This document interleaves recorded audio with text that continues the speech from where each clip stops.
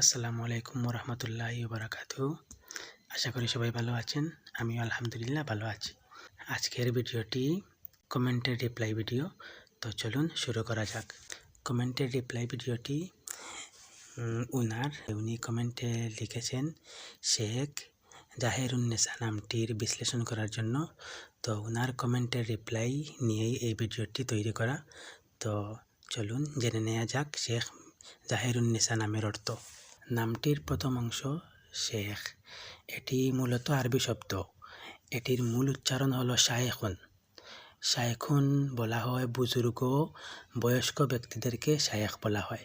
যাদের বয়স বেশি বা যারা বুজুর্গ ধরনের তাদেরকেই শায়েখ বলা হয়।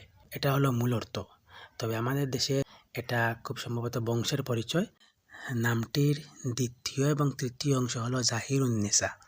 তো জাহিরুন শব্দের শাব্দিক অর্থ হলো প্রকাশ্য, প্রকাশিত। আর নিসা শব্দের অর্থ হলো মহিলা। মহিলাদেরকে আরবিতে নিসা বলা হয়। তো নিসা শব্দের অর্থ মহিলা আর জাহিরুন অর্থ প্রকাশ্য। শেখ জাহিরুন্নেসা এর শাব্দিক অর্থ হলো শেখ হলো বংশের পরিচয় অথবা বুজুর্গ ব্যক্তিত্ব, আর জাহিরুন্নেসা মানে প্রকাশিত মহিলা, যার খুবই নামডাক আছে বা প্রসিদ্ধ মহিলা, ওনাকেই বলা হয় জাহিরুন্নেসা।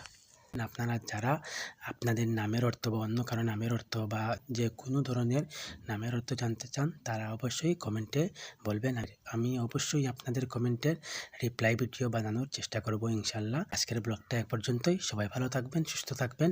আমার চ্যানেলটা সাবস্ক্রাইব করবেন, লাইক কমেন্ট শেয়ার করে আমাকে উৎসাহ দিবেন। আসসালামু আলাইকুম ওরহমতুল্লাহি ওবারাকাতুহু।